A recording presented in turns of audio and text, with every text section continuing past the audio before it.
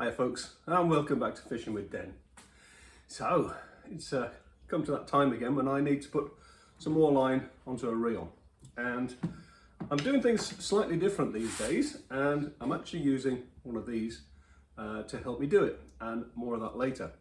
But very briefly, let's just cover off the ways that you may well be doing it now. And of course, the classic one is get your wife to hold a pen, put it through the line spool, and just reel that onto your reel. Well, yep, that works. Only thing is, if your wife's anything like mine and you're doing more than one of these, she gets a bit fed up with it. So, okay, I've stopped doing that now, just to keep she who must be obeyed quiet. Hope she's not listening. Right, the other option, of course, is to do what a lot of anglers do these days. Chuck some water in a bucket, throw the spool in there, and just wind it on using the old rod and the reel attached there. Again, you know, that works. It does create a bit of a mess, I've found, when you're doing it in the garage or out the back or whatever. And I'm not really allowed to do it in the house because it tends to get water all over the place when you're trying to reel in, and it's kind of upsets the wife again. So, I mean, yeah, all right, fine. If you want to do it in the garage or outside, great. But of course, you've still got to bear in mind, what if it's freezing cold? So you wouldn't necessarily want to use one of those, would you? And if we can't do that, and we don't want to do that, what are the other options? Well, there's a couple of them. One of them, and I've actually seen this on somebody else's video, it's not my idea. You put the water in the saucepan, and then the saucepan has a little hole just in here, look, see it? So, water in there, spool in there, line through there, onto reel. Again, that works great, and it doesn't cost you anything if you do it that way. So yeah, you might want to do that as well. Again, I found though that hole there, that's probably, I don't know, 4 or 5 millimeter hole, and I do get a little bit of splash up from the thing. So if you do it in the kitchen, probably do it when the wife's away. There's a fly bothering me out shopping, and you'll be good to go. However, I happen to have one of these, which is a Systema Ultra plastic box with a lid, which I bought at the local shops. This one is 920 millilitres. Cost me about £3, which, you know, it was actually for something else, and then I realised that I could use it for what I'm going to do now. So what am I going to do now?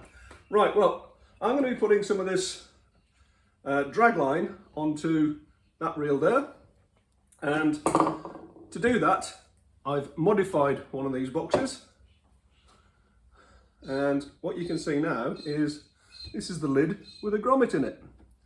Now it's not a standard grommet with a hole in the middle. It's actually a blanking grommet, okay? Here's the one I used. I think that's the 1/2 inch one. It doesn't really matter what size you use because it's a blanking grommet and you're gonna have to drill a hole in the middle of it anyway. But the idea is that you drill a very small hole, and I'm not even sure you can see that here, but just in the back there is a tiny hole. I did try and do that originally with just melting it with a heated needle. That didn't really work too well. So then I went to a 1.5 millimeter drill bit, and even that didn't quite get the line through. So then what I did, I went to a 2 millimeter drill bit, and that just gave me a hole which literally is big enough to get the line through, and then basically it wipes the sides of the line as it's being pulled through. And I'll show you how it works in a second. Which is as simple as that. Spool goes in, water on top, and then this. So let's actually do that demonstration now. So here we go then. This is 0.28 millimeter line, and this reel takes, I think it was something like 150, 160 meters of it on this particular spool.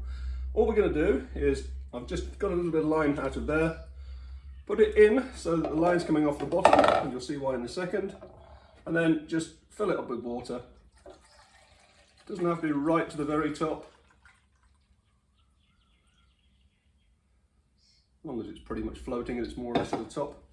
Then what we're going to do is take the end of the line and just push it through the hole. There we are. So coming off the spool, as you can see, the grommet goes above where the line's coming off, and then all you do is put this on. And now we're going to do the normal sort of thing with the rod. I'm going to stand up to do this. I'll move this out of the way a little bit there. In fact, make sure we're in shot for you. I'll probably have to move backwards. So, standard sort of procedure then. This is a rod. I've chopped the end off because I'd broken the top. But through the eye, guide as we call it these days, bail arm open. And then what I do, you can use whatever knot you normally use. Personally, I just tend to use a loop. Smallish loop. And if I just grab a screwdriver a second, tighten that up. I should have actually wet it, but I've never actually been spooled in my life. And spooled means you've lost all of your line off the spool because of a fish. So I'm not really going to worry about that. It's never caused me a problem with this thickness of line, but I've just now got a straightforward loop of line. And then what I do, a lot of people tie an arbor knot, which I don't know how to do and I've never used. Just going to create that loop there, push it through, and then pull it out of there like that. Just dress the line through. Now I've actually kept quite a long tag end on there, and there's a reason for that. See it? Now put that on the reel, and again what I do is I double it over like that, and it must go so that it tightens this way down. Okay? Put this on the spool. Come on fingers, work. There we are, on the spool. So what happens is, if you try and do it that way, of course it's going to slip. If you do it this way, it's not going to slip. Bring that around so I can see it. As you can see, like that. Now, what I then do, there's the tag end there.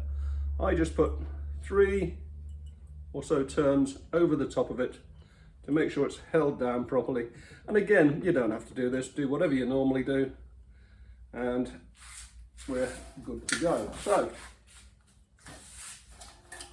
keep holding that tight. And now, as you see, I can, sorry, fingers are still not working too well today. Okay, start winding. Putting pressure on with these 2 fingers here. Not too much pressure, just enough to get it on the reel. But as you can see, if I pull this a bit further that way, you can see that it rotates really well inside, and I'm not getting any splash or anything like that. So you're keeping your wife happy. Now, I need to do about 160, 170 turns of this. So I'll get all this done, and I'll get back to you in just a second.